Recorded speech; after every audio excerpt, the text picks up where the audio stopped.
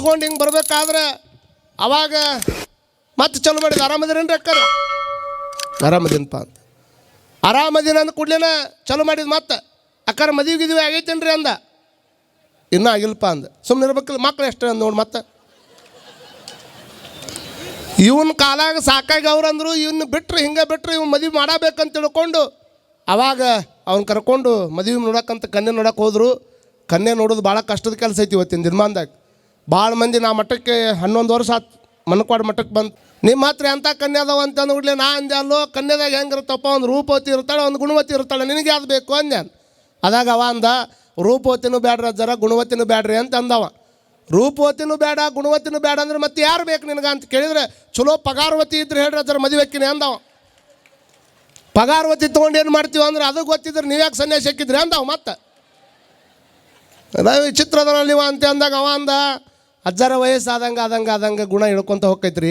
ವಯಸ್ಸಾದಂಗೆ ಇವತ್ತಿದ್ದ ರೂಪ ಅದು ಕಮ್ಮಿ ಹಾಕ್ಕೊತ ಹೋಗ್ತೈತ್ರಿ. ಆದ್ರೆ ವಯಸ್ಸಾದಂಗೆ ಪಗಾರ ಏರ್ಕೊತ ಹೋಗ್ತೈತೆ ಅಜ್ಜರ ಅದಕ್ಕೆ ಅಕ್ಕಿ ಬೇಕು ಅಂದವ. ಅವನ್ನ ಕರ್ಕೊಂಡು ಮದುವೆ ಮನೆಗೆ ಹೋಗ್ಯಾರ. ಹೇಳಿದವ್ರು ಬದಲ ಇಲ್ಲಿ ಮಾತಾಡ್ದಂಗೆ ಅಲ್ಲಿ ಏನೋ ಮಾತಾಡಿ ಮತ್ತು ಎಲ್ಲ ರೀತಿಯಿಂದನೂ ಗೊಂದಲಕ್ಕೆ ಎಡಿ ಮಾಡಬೇಡಪ್ಪ. ಸ್ವಲ್ಪ ನಯ ವಿನಯದಿಂದ ಹೋದವ್ರು ಕೊಟ್ಟಾಗ ಬಂದವ್ರು ಕೊಟ್ಟಾಗ ವಿನಯದಿಂದ ಮಾತಾಡೋಕ್ಕೆ ಕಲ್ಕೋ, ಚಂದ ಮಾತಾಡೋಕ್ಕೆ ಕಲ್ಕೋ ಹೀಗೆಲ್ಲ ಹೇಳಿ ಕರ್ಕೊಂಡೋಗ್ಯಾರ. ಮತ್ತು ಈಗಿಂದೆಲ್ಲ ಒಂದು ಟ್ರೆಂಡ್ ಇರಬೇಕಲ್ಲ. ಕನ್ಯೆ ನೋಡಕ್ಕೆ ಹೋದ ಕೂಡಲೇ ನಾ ಹುಡುಗನ ಕೊಟ್ಟಾಗ ಮಾತಾಡ್ತೀನಿ ಅಂತ ಮಂದಿ ಅಂತಾರೆ. ಹುಡುಗನ ಕೊಟ್ಟಾಗ ಮಾತಾಡ್ತೀನಿ ಅಂದಾಗ ಅಲ್ಲಿ ಮಟ್ಟ ಚಂದ ಇದ್ದೀವ. ಅವಾಗೆಲ್ಲ ಹೇಳಿದ್ರು ಮಗ್ಗಲಾಗಿದ್ದವ್ರು ಹಂಗೆ ಹಾವ ಭಾವ ಎಲ್ಲ ಹೇಳ್ಕೊಟ್ಟಿದ್ರು. ಆದರೆ ಹುಡುಗಿ ಕೊಟ್ಟಾಗ ಮಾತಾಡ್ಬೇಕಾದ್ರೆ ಒಂದು ಸ್ವಲ್ಪ ಪ್ರೀತಿಯಿಂದ ಮಾತಾಡ್ಕೊಂಡು ಅಲ್ಲೊಂದು ಪಾಸಾಗಿ ಒಳಗೆ ಬಾತಮ್ಮ ನೀನು ಮದುವೆ ಆಕೈತೆ ಅಂತ ಹೇಳ್ಯಾರ ಅವರು. ಹಿಂಗೆ ಹೇಳಿದ ಕೂಡಲೇನ ಇವ ಮಾತಾಡಕ್ಕಂತ ಒಳಗೆ ಹೋಗ್ಯಾನ. ಪಾಪ ಅಲ್ಲಿ ಹೋಗ್ಯಾನ ಹೆದರ್ಬಿಟ್ಟಾನ. ಹೋಗಿ ಏನು ಮಾತಾಡ್ಬೇಕು ಅನ್ನೋದು ಗೊತ್ತಾಗೋಲ್ಲ. ಏನಾರು ಮಾತಾಡ್ಬೇಕಲ್ಲ ಮತ್ತೆ ಮಾತಾಡ್ಬೇಕಂತ ತಿಳ್ಕೊಂಡು ಕನ್ಯೆ ನೋಡಕ್ಕೆ ಮದುವೆ ಆಗ್ಯಾಕಂತ ಹೋಗ್ಯಾನ. ಯವ್ವ ತಂಗಿ ನಿನ್ನ ಹೆಸರು ಏನು ಅಂದ. ಯವ್ವ ತಂಗಿ ನಿನ್ನ ಹೆಸರು ಏನು ಅಂದ್ಬಿಡ್ಲಿ ಅಕ್ಕಿ ಹೆದರಿದಿಲ್ಲ ಪಾಪ. ಇವೇನು ಕನ್ಯೆ ನೋಡಕ್ಕೆ ಬಂದಾನೆ ಏನು ಅಣ್ಣ ತಮ್ಮ ಸಂಗಿ ಸಂಬಂಧ ಮಾಡಕ್ಕೆ ಬಂದಾನ ಅಂತ. ಬಹುತೇಕ ಕೊನೆಗೆ ಹಂಗೆ ಹಾಕಿರ್ತೈತೆ ಅಂತ ತಿಳ್ಕೊಂಡು ನನ್ನ ಹೆಸರು ಹಿಂಗೆ ಅಂತ ಹೆಣ್ಮಗಳು ಹೇಳಿದ್ಲು. ಎರಡನೇಕ್ಕೆ ಮತ್ತೆ ಯವ್ವ ತಂಗಿ ಏನು ಓದಿದೆ ಅಂತ ಚಲೋ ಮಾಡಿದ. ಯವ್ವ ತಂಗಿ ಕೇಳಿ ಸಾಕಾತು. ಯವ್ವ ತಂಗಿ ನಿನಗೆ ಎಷ್ಟು ಮಂದಿ ಅಣ್ಣತಮ್ಮರು ಅಂತ ಮತ್ತೆ ಲಾಸ್ಟ್ ಕೇಳಿದ. ಅಕ್ಕಿ ತಲೆ ಕೆಟ್ಟ ಅಕ್ಕಿ ಹೇಳಿದ್ಲು ಯಪ್ಪ ಎಣ್ಣ ಇಲ್ಲಿ ಮಟ್ಟ 3 ಮಂದಿ ಇದ್ರು ನಿನ್ನೊಬ್ಬನ ಹಿಡಿದು 4 ಮಂದಿ ಅಲ್ಲಿ ಹೋಗಿ ಬಾ. ಇಲ್ಲಿ ಮಟ್ಟ 3 ಮಂದಿ ಇದ್ರು ನಿನ್ನೊಬ್ಬನ ಹಿಡಿದು 4 ಮಂದಿ ಅದು ಹೋಗ್ಬೇಯಪ್ಪ ಅಂದ್ಲಕ್ಕಿ. ಕನ್ಯೆ ನೋಡೋದ್ರಾಗ ಭಾಳ ಮಂದಿ ಹಿಂಗೆ ಹೊರತಾಗಿ ಕುಂತಾರ. ಆದರೆ ದೇವರ ದಾಸಿಮಯ್ಯನವರು ಅವರು ಕೇವಲ ಹೆಣ್ಣನ್ನು ಹುಡುಕಲಿಲ್ಲ, ಒಲವಿನ ಕಣ್ಣನ್ನು ಹುಡುಕೋದಕ್ಕೆ ಪ್ರಯತ್ನ ಪಟ್ಟರು. ಒಲವಿನ ಕಣ್ಣು ಹುಡುಕೋದ್ರೊಳಗೆ ಅವರು ಪರೀಕ್ಷೆ ನಡೀತಿತ್ತು. ಇವತ್ತು ಭಾಳ ಮಂದಿ ನಾವು ಪರೀಕ್ಷೆ ಮಾಡ್ತೀವಿ, ಭಾಳ ಪರೀಕ್ಷೆ ಮಾಡ್ತೀವಿ. ಕೇವಲ ತಾಯಂದಿರನ್ನು ಪರೀಕ್ಷೆ ಮಾಡೋರು ಭಾಳ ಮಂದಿ ಹುಟ್ಟ್ಯಾರ. ನಾ ಕೇಳುವಂಥದ್ದು ಏನು ಅಂತಂದರೆ ಕೇವಲ ಹೆಣ್ಣು ಮಕ್ಕಳನ್ನು ಪರೀಕ್ಷೆ ಮಾಡುವಂಥದ್ದು ಬದಲಿ ಗಂಡು ಮಕ್ಕಳದು ಒಂದು ಸ್ವಲ್ಪ ಪರೀಕ್ಷೆ ಮಾಡಬೇಕಲ್ಲ. ಇದೇನು ಕೈಯಾಗ ಲಿಂಗ ಹಿಡ್ಕೊಂಡಿದ್ದ ಕೈ ಐತೋ, ಬರೀ ಗುಟ್ಕಾ ತಿಂದಿದ್ದ ಕೈ ಐತೋ, ಇದೇನು ದುಡಿದ ಕೈ ಐತೋ, ಮತ್ತೊಬ್ಬರನ್ನ ತಲೆ ಮ್ಯಾಗ ಕೈ ಇಟ್ಟು ಕೈ ಐತೋ, ಇದೇನು ದುಡ್ಕೊಂಡು ಬಂದು ತಿನ್ನೋ ಕೈ ಐತೋ, ಮತ್ತೊಬ್ಬರು ಬಡ್ಕೊಂಡು ಬಂದು ತಿನ್ನೋ ಕೈ ಐತೋ ಅನ್ನುವಂಥದ್ದು ಈ ಕೈ ಪರೀಕ್ಷೆ ಮಾಡಿದಾಗ ಅಟ್ಟ ಇದ್ರ ಸಮಜೋಡಿ ಆಕೈತೆ. ಹೊರತಾಗಿ ಬರೀ ಒಬ್ಬರನ್ನು ಪರೀಕ್ಷೆ ಮಾಡಿ ಈ ಕಡೆ ಪರೀಕ್ಷೆ ಮಾಡಲಿಲ್ಲ ಅಂದರೆ ಭಾಳ ಅನಾಹುತಕ್ಕಾವು. ಹಾಗಾಗಿ ಅವರು ಒಂದು ಪರೀಕ್ಷೆ ಇಟ್ಟಿದ್ರು. ಏನು ಪರೀಕ್ಷೆ? ನಾನು ಮದುವೆ ಆಗಬೇಕಾಗಿರುವಂಥ ಹೆಣ್ಮಗಳು ಹೇಗಿರಬೇಕು ಅಂತಂದರೆ ನೀರಿಲ್ಲಾರ್ದನ ಅನ್ನ ಮಾಡಿಕೊಡ್ಬೇಕು ನನಗೆ. ನೀರಿಲ್ಲಾರ್ದ ಅನ್ನ ಹೆಂಗೆ ಮಾಡಿಕೊಡೋರೇ ಅಂಬಾರ ನೀವು. ನೀರಿಲ್ಲಾರ್ದ ಅನ್ನ ಮಾಡುವಂಥ ಹೆಣ್ಮಗಳಿದ್ರೆ ನಾ ಮದುವೆಕ್ಕಿನ ಅಂತ ತಿಳ್ಕೊಂಡು ಸವಾಲು ಹಾಕಿದ್ರು. ಅವಾಗ ದುಗ್ಗಳೆ ಅನ್ನುವಂಥ ಹೆಣ್ಮಗಳಂತಾಳೆ ಆಯಿತು ನಿಮಗೆ ನೀರಿಲ್ಲಾರ್ದನ ಅಡುಗೆ ಮಾಡಿಕೊಡ್ತೀನಿ ನಾನು ಅಂತ. ನೀರಿಲ್ಲಾರ್ದನ ಅಡುಗೆ ಮಾಡಿಕೊಡ್ತೀನಿ ಅಂತ ತಿಳ್ಕೊಂಡು ಮನೆಗೆ ಬಂದವರು ನೀವು ಇನ್ನೂ ನನ್ನ ಮದುವೆ ನೋಡಕ್ಕೆ ಬಂದಿರಿ, ಆದರೆ ಮನೆಗೆ ಗುರುವಾಗಿ ಬಂದಿರಿ ಅಂತ ತಿಳ್ಕೊಂಡು ಅವ್ರ ಪಾದಕ್ಕೆ ನೀರು ತಗೊಂಡು ಹೋಗಿ ಅವ್ರ ಪಾದಕ್ಕೆ ಅದನ್ನು ಹಚ್ಚಿ ಪಾದೋದಕ ಮಾಡಿಕೊಂಡು ನೀರು ತನ್ನ ಭಾವವನ್ನು ಕಳ್ಕೊಂಡು ಪಾದೋದಕ್ಕಾಯಿತು. ಪಾದೋದಕ್ಕೆ ಹಾಕಿ ಅನ್ನ ಮಾಡಿಕೊಟ್ರು. ಇದು ಪಾದೋದಕದಿಂದ ಅನ್ನ ಮಾಡೀನಿ, ನೀರಿನಿಂದ ಅನ್ನ ಮಾಡಿಲ್ಲ ಉಣ್ರಿ ಅಂತ ಹೇಳಿದ್ದಕ್ಕೆ. ನಿನ್ನಂಥ ಕನ್ಯೆ ನನಗೆ ಸಿಗಬೇಕಾಗಿತ್ತು ಅಂತ ತಿಳ್ಕೊಂಡು ಆಕಿನ ಪ್ರೀತಿಯಿಂದ ಮದುವೆ ಆದರು. ಪ್ರೀತಿಯಿಂದ ಮದುವೆ ಆದಮೇಲೆ ಅವ್ರು ಬರೆದಿರ್ತಕ್ಕಂಥ ಮಾತಿದು ಎಷ್ಟು ಚಲೋ ಬರೆದರು. ಸತಿಪತಿಗಳು ಒಂದಾದ ಭಕ್ತಿ ಹಿತವಪ್ಪದು ಶಿವನಿಗೆ. ಯಾರಿಗೆ ಹಿತ ಆಕೈತದು? ಭಾಳ ಮಂದಿ 4 ಮಂದಿ ಇಲ್ಲಿರ್ತಕ್ಕಂಥ ಮಂದಿ ಮೆಚ್ಚೋ ಹಂಗೆ ಬದುಕವ್ರದಾರ. ಮಂದಿ ಮೆಚ್ಚೋ ಹಂಗೆ ಬದುಕೋದಲ್ಲ. ಸತಿಪತಿಗಳು ಒಂದಾಗಿರ್ತಕ್ಕಂಥ ಭಕ್ತಿ ಹೇಗಿರ್ತದಂದ್ರೆ ಓಣ್ಯಾಗಿನ 4 ಮಂದಿ ಮೆಚ್ಚೋದಲ್ಲ. ಭಾಳ ಮಂದಿ ಆದರ್ಶ ದಂಪತಿಗಳಂತ ಅವಾರ್ಡ್ ಕೊಡ್ತಾರೆ. ಮುಂಜಾನೆಯಿಂದ ಚಂದ ಮಾತಾಡಿ ಜಗಾಡಿರ್ತಾರೆ, ಹೊರಗೆ ಮಂದಿ ಮುಂದೆ ಮಾತ್ರ ಏನೂ ಆಗೇ ಅಲ್ಲ ನಂಗಿರ್ತಾರೆ. ಇದು ಅಲ್ಲ. ಸತಿಪತಿಗಳು ಒಂದಾಗಿದ್ದರೆ ಯಾರು ಮೆಚ್ಚಬೇಕಂದ್ರೆ ಲೋಕದ ಜನ ಮೆಚ್ಚೋದಲ್ಲ, ಭಗವಂತ ಮೆಚ್ಚಬೇಕು, ಅವ ಹೌದು ಹೌದು ಅನ್ನಬೇಕು, ಅವನಿಗೆ ಹಿತ ಅನ್ನಿಸ್ಬೇಕು. ಹಂಗೆ ನಾವು ಬದುಕಬೇಕು. ಅದನ್ನು ಬಿಟ್ಟು ಗಂಡ ಶಿವಲಿಂಗ ದೇವರ ಭಕ್ತ, ಹೆಂಡತಿ ಮಾರಿ ಮಾಸಣೆಯ ಭಕ್ತೆ, ಗಂಡ ಕೊಂಬುವುದು ಪಾದೋದಕ ಪ್ರಸಾದ, ಹೆಂಡತಿ ಕೊಂಬುವುದು ಸೂರ್ಯಮಾಂಸ, ಭಾಂಡ ಭಾಜನ ಶುದ್ಧವಿಲ್ಲದವರ ಭಕ್ತಿ, ಹೆಂಡದ ಮಡಿಕೆಯ ಹೊರಗೆ ತೊಳೆದಂತೆ ಕೂಡಲು ಸಂಗಮ ದೇವ. ನಂದೊಂದು ಭಕ್ತಿ ಬೇರೆ, ಅವ್ರದ್ದೊಂದು ಭಕ್ತಿ ಬೇರೆ ಆದರೆ ಏನೆಲ್ಲ ನಾವು ಆಗ್ತಾವ. ನಾವೆಲ್ಲ ತಲೆಯಾಗಿ ಇಟ್ಕೊಂಡು ಇದ್ದವ್ರು ಹಾರ್ಟ್ ಬಿಟ್ಟಾಗಿ ಯಾರು ಹಾರ್ಟ್ ವೀಕ್ ಇದ್ದು ಹಾರ್ಟ್ ಅಟ್ಯಾಕ್ ಆಗ್ಬೇಕು. ಅದಕ್ಕೆ ಅಷ್ಟು ದೊಡ್ಡ ಡಿ ಜೆ ಸೌಂಡ್ ಹಾಕ್ಕೊಂಡು ಅಡ್ಡಾಡ್ತಿರ್ತೀವಲ್ಲ, ಅದರೊಳಗೆ ಕುಣಿಬೇಕಾದ್ರೆ ಮನೆ ಕಾಲಾಗಿ ಆಡ್ತಾವೆ ನೋಡ್ರಿ. ನಮ್ಮ ಶಿವಲಿಂಗ ಗವಾಯಿಗಳು ಹಾಡುವಂಥ ಹಾಡು ಕೇಳಿದಾಗ ನಮ್ಮ ತಲೆ ಅಳಿಗಾಡಕತ್ತಾವ ಅಂತಂದ್ರೆ ಅದು ಶಾಸ್ತ್ರೀಯ ಸಂಗೀತ, ಸುಗಮ ಸಂಗೀತ, ವಚನ ಸಂಗೀತ ಅಂತ ತಿಳ್ಕೊಬೇಕು ನಾವು. ಸತ್ಯವಂತರ ಸಂಘವಿರಲು ತೀರ್ಥವ್ಯಾತಕ್ಕೆ ಎಷ್ಟು ಚಲೋ ದಾಸರು ಆಡ್ತಾರೆ. ಅದನ್ನು ಚಲೋ ಮಾತನ್ನು ದಾಸರು ಹೇಳ್ತಾರೆ. ಸತ್ಯರ ನಡೆತೀರ್ಥ, ಸತ್ಯರ ನುಡಿತೀರ್ಥ, ಸತ್ಯರ ನಡೆತೀರ್ಥ, ಸತ್ಯರ ನುಡಿತೀರ್ಥ, ಹರಿವ ನೀರದು ಎತ್ತಣ ತೀರ್ಥ ಸರ್ವಜ್ಞ. ಎಷ್ಟು ಚಲೋ ಮಾತು ಹೇಳ್ತಾರೆ ನೋಡ್ರಿ. ಹೋಗಿ ನೀರಾಗ ಮುಳುಗೋದ್ರಿಂದ ಪಾಪ ಹೋಗ್ತದೆ ಅನ್ನೋದಾಗಿದ್ರೆ ಕೆಲವೊಂದು ತಿಳ್ಕೊಳ್ಬೇಕು. ಪಾಪ ಹೋಗುತ್ತೆ ಅನ್ನುವಂಥದ್ದು ಎಷ್ಟು ಭಾಳ ಮಂದಿ ಹೇಳ್ತೀವಲ್ಲ, ಶುದ್ಧೀಕರಣ ಮಾಡ್ಕೋಬೇಕು ಅಂತ ನಾವು ಹೋಗಿ ಮುಳುಗ್ತೀವಿ. ಆದರೆ ನೀ ಮಾಡಿರ್ತಕ್ಕಂಥ ಒಳಗಿರುವಂಥ ಪಾಪ ಅನ್ನುವಂಥದ್ದು ಕೆಸರಲ್ಲಲ್ಪ, ಅದು ತೊಳ್ಕೊಂಡು ಬಿಟ್ಲೆ ಹೋಗಾಕ. ಪಾಪ ಅನ್ನುವಂಥದ್ದು ಕೆಸರಿಗೇನು, ಮೈಗೆ ಹಚ್ಕೊಂಡಿದ್ದು ಕೆಸರು ಏನದು ಅಲ್ಲ, ಅದು ಒಳಗಿರ್ತಕ್ಕಂಥದ್ದು. ಅದನ್ನು ಕಳ್ಕೊಬೇಕಂದ್ರೆ ಅನುಭವದ ಒಳಗೆ ಮಿಂದಿ ಹೇಳಬೇಕು. ಅನುಭವದೊಳಗೆ ಮಿಂದಿ ಎದ್ದರೆ ಇದರ ಪಾಪ ಹೋಗ್ತದೆ. ಪುಣ್ಯದ ಕರ್ಮಗಳನ್ನು ಹೆಚ್ಚು ಮಾಡ್ಕೊತ ಹೋಗಬೇಕು, ಪಾಪದ ಕ್ರಮಗಳನ್ನು ದೂರ ಮಾಡ್ಕೊತ ಹೋಗಬೇಕು. ಅಂದಾಗ ನಮಗೆ ಪುಣ್ಯ ಅನ್ನುವಂಥದ್ದು ಪ್ರಾಪ್ತಿ ಆಗಲಿಕ್ಕೆ ಸಾಧ್ಯ ಐತಿ. ಅದಕ್ಕೆ ಅವ್ರು ಅಂತಾರೆ, ಎಷ್ಟು ಚಲೋ ಹೇಳ್ತಾಳೆ ಅಂದರೆ, ಜಾಲಿಯ ಮರದಂತೆ ದರೆಯೋಳು ದುರ್ಜನರು ಮೂಲಾಗ್ರ ಪ್ರಿ ಕೂಡಿಕೊಂಬೆತ್ತೆ. ಬಿಸಿಲಲ್ಲಿ ಬಳಲಿ ಬಂದವರಿಗೆ ನೆರಳಿಲ್ಲ, ಜಾಲಿ ಗಿಡದ ಬಿಡಕ್ಕೆ ಯಾರು ಕುಂತು ನೆರಳು ತೊಗೊಂತಾರನ, ಯಾರಾಮ್ ತಂಪೈತೆ ತಡಿಪ ಒಂದು 10 ನಿಮಿಷ ಮಕ್ಕೋತೀನಿ ಅಂತಾರ ನಯವ ಇಲ್ಲ. ಬಿಸಿಲಲ್ಲಿ ಬಳಲಿ ಬಂದವರಿಗೆ ನೆರಳಿಲ್ಲ, ಕೂಡಲು ಸ್ಥಳವಿಲ್ಲ. ಮುಳ್ಳೆಲ್ಲ ಉದುರಿರ್ತಾವ, ಕುಂತ್ರೆ ನಡ್ತಾವ. ಕೂಡಲು ಸ್ಥಳವಿಲ್ಲ. ಬಿಸಿಲಲ್ಲಿ ಬಳಲಿ ಬಂದವರಿಗೆ ನೆರಳಿಲ್ಲ, ಕೂಡಲು ಸ್ಥಳ ಇಲ್ಲ, ಮತ್ತು ಕುಸುಮ ವಾಸನೆ ಇಲ್ಲ. ಚಲೋ ವಾಸನೆ ರೈತ ತಡಿ ಒಂದು 10 ನಿಮಿಷ ಕುಂತು ತೊಗೊಂಡು ಹೋಗ್ತೀನಂದರೆ ಕುಸುಮ ವಾಸನೆಯೂ ಇಲ್ಲ. ರಸದಲ್ಲಿ ಸ್ವಾದವು ವಿಷದಂತೆ ಇರುತ್ತೀಹ. ರಸದೊಳಗೆ ಸ್ವಾದ ಇಲ್ಲ, ಕೂಡಕ್ಕೆ ಸ್ಥಳನೂ ಇಲ್ಲ, ನಿಂದ್ರಾಕ ಜಾಗನೂ ಇಲ್ಲ, ಬಿಸಿಲಾಗ ಬಳಲಿ ಬಂದವ್ರು ನೆರಳು ಇಲ್ಲ, ಕುಸುಮ ವಾಸನೆ ಅಂತೂ ಮೊದಲೇ ಇಲ್ಲ. ಅದ್ರಾಗಿನ ಕಾಯರ ಹರ್ಕೊಂಡು ತಿಂದ್ರೆ ಒಂದು ಸ್ವಲ್ಪ ಸ್ವಾದ ಸಿಗ್ತೈತೆ ಅಂದರೆ ಅದರೊಳಗೆ ರಸದ ಸ್ವಾದನೂ ಇಲ್ಲ, ವಿಷದಂತೆ ಇರುತ್ತೀಯ. ಇವು ಹೇಗೆ ಜಾಲಿ ಮರ ಐತಿ ಹಂಗೆ ದುರ್ಜನರನ್ನವರು ಹಂಗೆ ಇರ್ತಾರೆ. ಅವರು ಬಿಸಿ ಒಂಥರ ಕರೆ ಇದ್ಲಿದ್ದಂಗೆ ದುರ್ಜನರು ಅಂದ್ರೆ ಅವ್ವ ಇಡ್ಲಿ ಅಲ್ಲ, ಇಡ್ಲಿ ಕರೆ ಇಡ್ಲಿ ಹೆಂಗಿರ್ತಾವೆ ನೋಡ್ರಿ. ಆ ಬಿಸಿ ಇದ್ದಾಗ ಮುಟ್ಟಿದ್ರೆ ಬಿಸಿ ಹತ್ತತ್ತು ಕೈಗೆ, ಆರಿಂದ ಮುಟ್ಟಿದ್ರೆ ಮಸಿ ಹತ್ತತ್ತು ಕೈಗೆ. ಒಟ್ಟು ಹೆಂಗಾರ ಮಾಡಿ ತನ್ನ ಸ್ವಭಾವ ತೋರಿಸೇ ಬಿಡ್ತಾರೆ ಅವ್ರು. ಅವರಿಂದ ದೂರ ಇರಬೇಕಂತ ಹೇಳ್ತಾರೆ. ಸಜ್ಜನಂ ಪ್ರಥಮಂ ದುರ್ಜನಂ ಪ್ರಥಮಂ ಒಂದೇ, ಸಜ್ಜನಂ ತದನಂತರಂ. ಫಸ್ಟ್ ಯಾರಿಗೆ ನಮಸ್ಕಾರ ಮಾಡಬೇಕು ಅಮ್ಮ, ಇದೊಂದು ಸತ್ವ ನೆನಪಿನಾಗ ಇಟ್ಕೊಳ್ರಿ.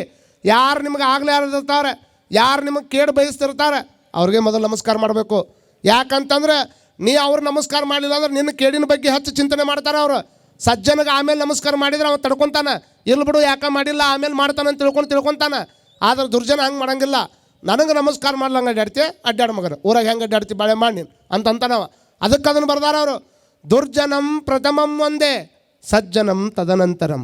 ಮುಖ ಪ್ರಕ್ಷಾಲನಾಥ ಪೂರ್ವಂ ಗುದ ಪ್ರಕ್ಷಾಲನಂ ಯಥಾ. ನೋಡ್ರಿ ಎಷ್ಟು ವಿಚಾರ ಮಾಡ್ತಾರೆ. ನೀನು ಯಾಕೆ ಅವ್ರಿಗೆ ಫಸ್ಟ್ ನಮಸ್ಕಾರ ಮಾಡ್ಬೇಕಂದ್ರೆ, ಒಬ್ಬವ ದಿವಸ ಹನುಮಂತ ದೇವ್ರ ಗುಡಿಗೆ ಹೋಗಿದ್ದ. ದಿವಸ ಹನುಮಂತ ದೇವ್ರ ಗುಡಿಗೆ ಹೋಗೋ ಮುಂದೆ 2 ಉದ್ದಿನ ಕಡ್ಡಿ ತೊಗೊಂಡು ಹೋಗವ, ಜಯರಾಮ್ ಶ್ರೀರಾಮ್ ಜಯರಾಮ್ ಶ್ರೀರಾಮ್ ಹಿಂಗೆ ಅನ್ಕೊತಾನೆ ಹೋಗವ. ಜಯರಾಮ್ ಶ್ರೀರಾಮ್ ಅನ್ಕೊಂತ ಹನುಮಂತ ದೇವ್ರ ಗುಡಿಗೆ ಹೋಗೋ ಮುಂದೆ ದುರ್ಜನ ಅವನ ಮುಂದೆ ಬಂದವ. ಅವ್ನಿಗೇನು ನಮಸ್ಕಾರನೂ ಅನ್ನಲಿಲ್ಲ, ಚಮತ್ಕಾರನೂ ಅನ್ನಲಿಲ್ಲ. ದೇವ್ರಕ್ಕಿಂತ ಇವೇನು ದೊಡ್ಡವ ಅಂತ ಪಾಪ ಅವನ ತಲೆಯಾಗ. ಯಾರು ಸಜ್ಜನಿದ್ದ ದೇವ್ರಕ್ಕಿಂತ ಅವೇನು ದೊಡ್ಡವ, ಫಸ್ಟ್ ದೇವ್ರ ನಮಸ್ಕಾರ ಮಾಡ್ತೀನಿ ಆಮೇಲೆ ಹಿಂಗೆ ಮಾಡ್ತೀನಿ ಅಂತ ಹಿಂಗೆ ಹೋದ. ಅವ ಅಷ್ಟೇ ತಲೆಯಾಗ ಇಟ್ಕೊಂಡು ನೋಡ್ರಿ. ನನ್ನ ನೋಡ್ಲಾರ್ದನ ದೇವ್ರು ನೋಡಕ್ಕೆ ಹೋಗಿ ಅಂದರೆ ಈ ಊರಿಗೆ ನಾ ದೊಡ್ಡವ ಅಂತ ತಿಳ್ಕೊಂಡಾರ.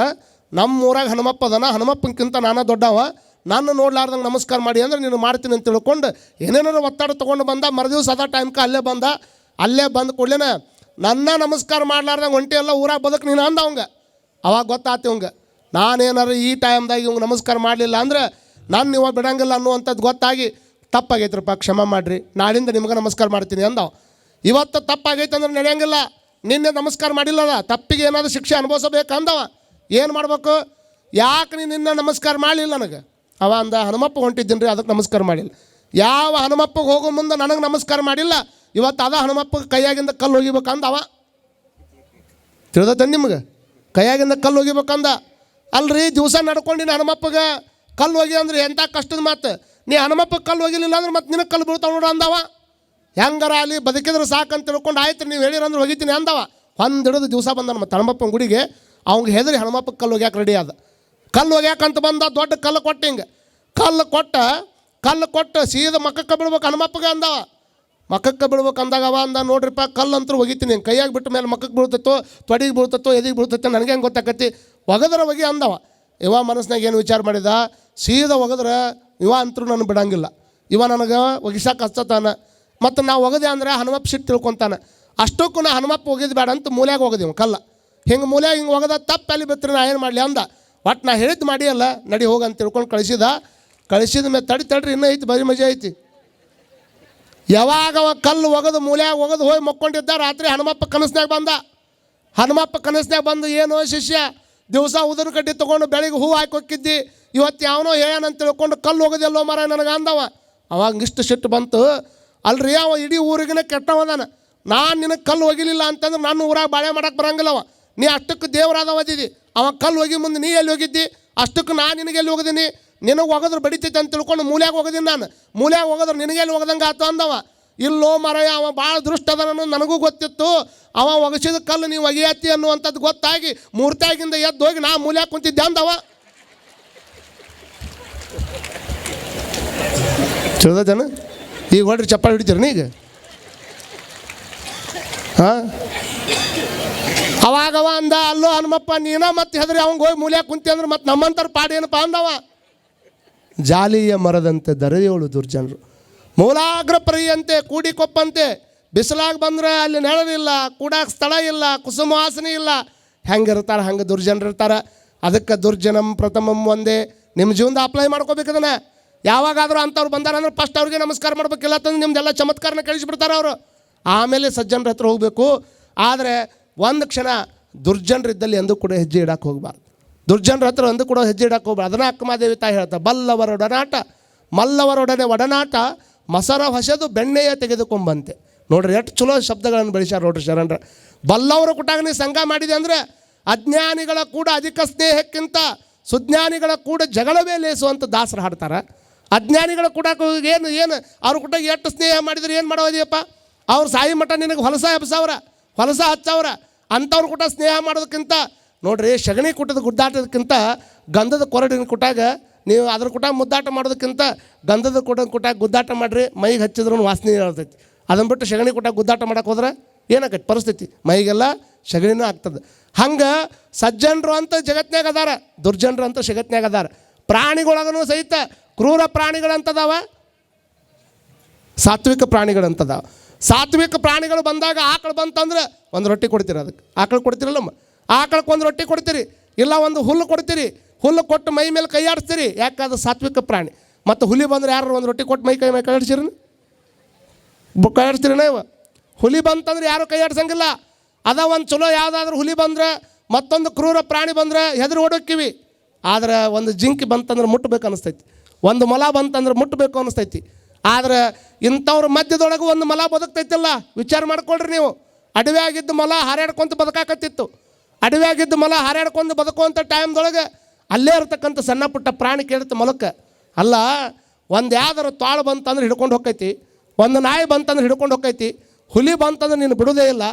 ಇಂಥ ಕಾಡಿನೊಳಗೆ ಪ್ರಪಂಚದೊಳಗೆ ಬದುಕಾಕತ್ತಿ, ಆದರೂ ನಕ್ಕೊಂತ ಕುಣಿದಾಡ್ಕೊಂತ ಬದುಕಾಕತ್ತಿ ಅಲ್ಲ. ಏನು ನಿನ್ನ ಗುಟ್ಟು, what is your secret of your happiness ಅಂತ ಕೇಳ್ತದೆ. ಅದು ಏನು ನಿಂದು ಇಷ್ಟ ಹಾಕೊಂಡ ಗುಟ್ಟು ಅಂತ ಕೇಳಿದ್ರೆ ಅವಾಗ ಮೊಲ ಹೇಳ್ತದೆ, ಇದೆಲ್ಲ ತಲೆಯಾಗಿಟ್ಟು ಹೋಗ್ಬೇಕು ನೀವು ತಾಯಂದರು. ನಾವು ಏನು ರೀ, ನಾವು ಚಲೋ ಬದುಕಬೇಕಂತ ಮಾಡೀವಿ, ನಮ್ಮ ಆಜು ಸರಿ ಇಲ್ಲರಿ, ನಮ್ಮ ಬಾಜು ಸರಿ ಇಲ್ಲರಿ, ನಾವೆಲ್ಲ ಚಲೋನ ಅದೀವ್ರಿ, ಆದ್ರೆ ನಮ್ಮ ಸುತ್ತಮುತ್ತ ಎಲ್ಲರೂ ಭಾಳ ಮಂದಿ ಕೆಟ್ಟದಾರೆ ಅಂತ ಅಂತೀವಲ್ಲ. ಇಂಥದ್ರೊಳಗೆ ಮೊಲ ಬದುಕಾಕತ್ತೈತಿ. ಮೊಲ ಹೇಳ್ತದೆ, ನಂದು ಸೀಕ್ರೆಟ್ ಏನು ಅಂತಂದ್ರೆ, ನಾನು ಇಲ್ಲಿ ಇಷ್ಟು ಚಂದ ಬದುಕಬೇಕಾದ್ರೆ ನಮ್ಮವ್ವ ನನಗೆ ಹೇಳಿ ಸತ್ತಾಳೆ. ಏನಂತ ಹೇಳಿ ಸತ್ತಾಳೆ ನೋಡು, ನೀನು ಕೆಟ್ಟವ್ರ ಮಧ್ಯದೊಳಗೆ ಬದುಕಬೇಕಾಗೈತಿ. ಹುಲಿ ಮಧ್ಯದಾಗ ಬದುಕಬೇಕು, ನಾಯಿ ಮಧ್ಯದಾಗ ಬದುಕಬೇಕು, ತೋಳದ ಮಧ್ಯದೊಳಗೆ ಬದುಕಬೇಕು. ಆದರೆ ಅವು ಬಂದು ತಿಂತಾವನ್ನ